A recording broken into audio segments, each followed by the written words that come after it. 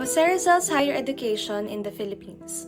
Although his father wanted him to study in Colegio de San Juan de Letran, Jose Rizal's education at the Ateneo Municipal de Manila began in 1872 when he was just 11 years old.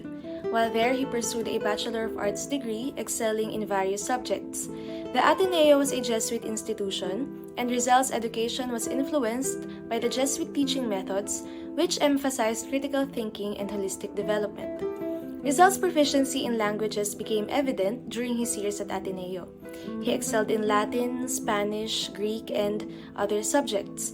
His teachers recognized his intellectual abilities and dedication to his studies.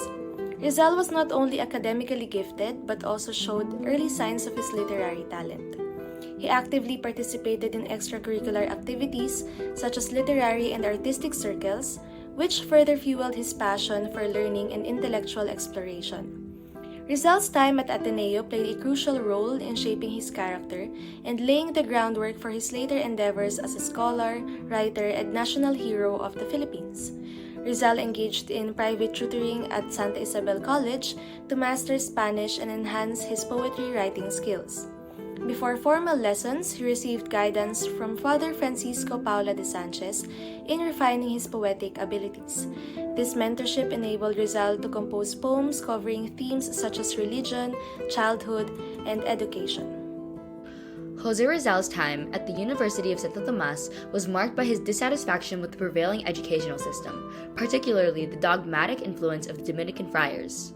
His academic excellence at UST may not have been on par with Ateneo's records, but his disagreements with the friars' methods and their opposition to critical thinking and academic freedom prompted Rizal to seek a more progressive and enlightened environment for his studies. Rizal's intellectual pursuits at UST were not limited to his prescribed coursework. He continued his self-directed studies in various disciplines including literature, sciences, and languages. Despite the challenges, he managed to excel academically and completed his Bachelor of Arts degree in 1876 with the highest honors, earning the title of sobresaliente. During his UST years, tensions with the Dominican friars fueled Rizal's desire for reforms in the educational system, and, more broadly, in society. His decisions to pursue further studies in Europe was influenced by his thirst for knowledge and a quest for more liberal and progressive academic environments. This move marked a crucial juncture in Rizal's educational journey and significantly shaped his nationalist sentiments and reformist ideals. And an additional information for Jose Rizal's higher education in the Philippines, his education and nationalism. Jose Rizal's educational experiences played a significant role in shaping his nationalist sentiments, previously mentioned in his time in UST. So, the aggressive educational system, which provided fewer opportunities for natives to hone their skills and limited access to academic societies, did not recognize his abilities or credit him with accomplishments. This dissatisfaction fueled his desire for broader societal reforms.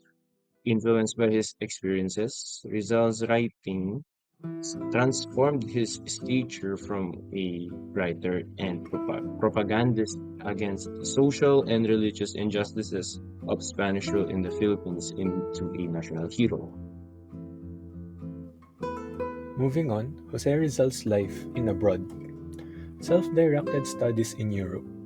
Rizal's self-directed studies in Europe significantly contributed to his intellectual growth and the development of his reformist ideals. He traveled to Europe in 1882 without the knowledge of his parents. He earned a licentiate in medicine at the Universidad Central de Madrid, where he also took courses in philosophy and literature. He conceived of writing Noli Me Tangere in Madrid. His travels in Europe helped mold his ideas for reform in his homeland.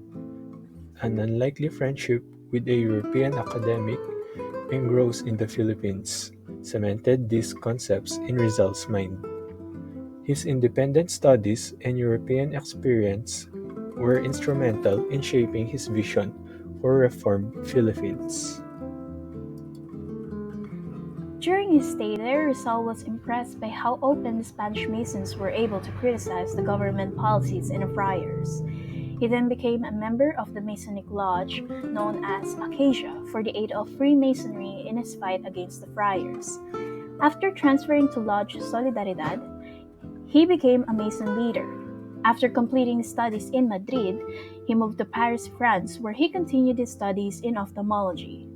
He also traveled to other European countries, including Germany, Italy, and England, to further his knowledge and broaden his horizons. During his stay in Europe, Rizal became involved in the propaganda movement, which aimed to secure political reforms for the Philippines. He also wrote two novels, No Limit Tangere and El Filibusterismo, which exposed the injustices and corruption in the Spanish colonial government in the Philippines. These works became instrumental in the Philippine Revolution against Spain. Rizal returned to the Philippines in 1887 but was exiled to Dapitan, Mindanao in 1892. He continued to practice medicine and engage in scientific research while in exile. He was executed by the Spanish colonial government on December 30th, 1896, for his involvement in the Philippine Revolution.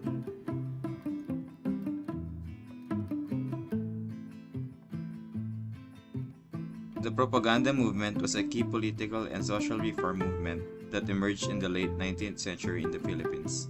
It was initiated by a group of Filipino intellectuals and professionals who were living in Europe, particularly in Spain and other European cities. The movement sought various reforms for the Philippines, which was then a colony of Spain.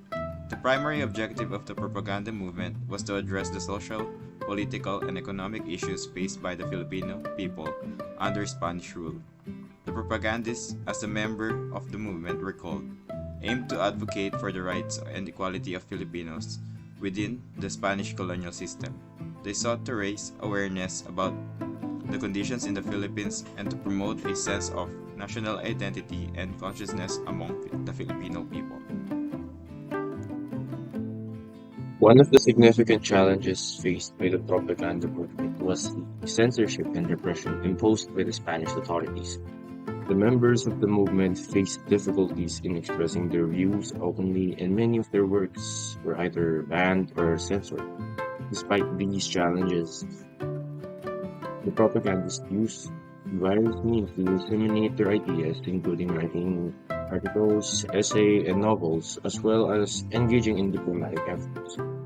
One of the most prominent figures associated with the propaganda movement was Jose Rizal, a highly educated and talented Filipino writer and intellectual. Rizal's literary works such as No Limit Tangere and El Filibusterismo served as powerful tools in exposing the social injustices and abuses under the Spanish colonial rule.